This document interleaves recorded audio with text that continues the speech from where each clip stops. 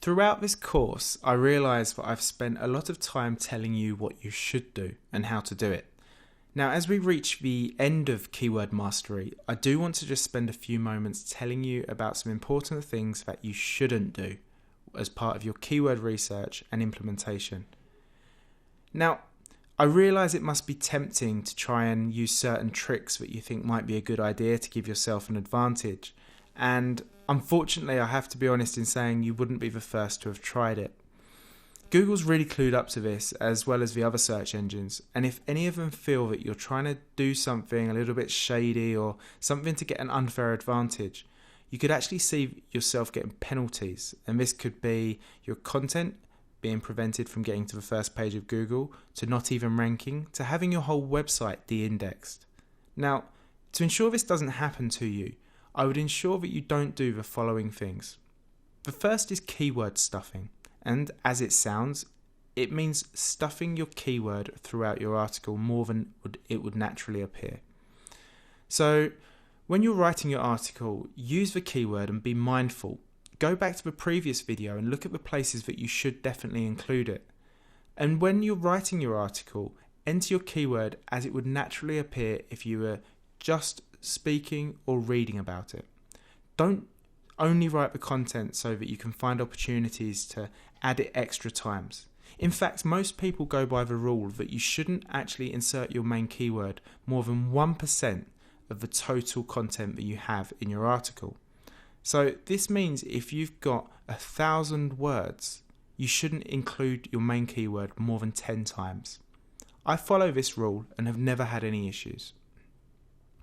Now, keyword dilution is similar to keyword stuffing, but it's when you start using your keyword multiple times in titles, hoping that it will give you some kind of advantage. Now, unfortunately, it works against you.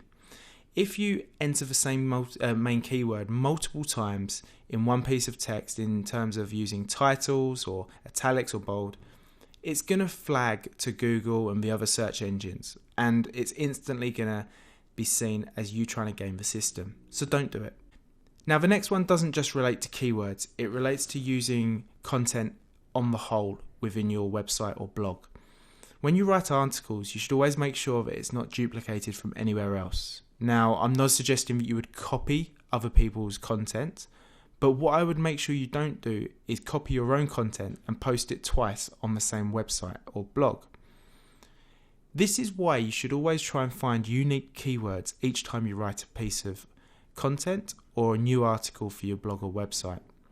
The reason for this is that if you have the same keywords and same content appearing, Google will see like you're trying to cheat the system again, and again you will also receive penalties, or you might even have your content de-indexed from the search engine altogether. Here's finally one that's a bit old school, but something that might pop into your head as a good idea. Well, let me just tell you it isn't a good idea. Invisible text.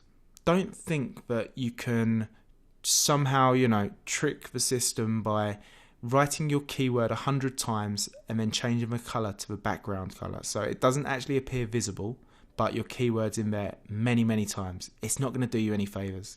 Google's got a very simple way of checking for any text that's the same colour as the background.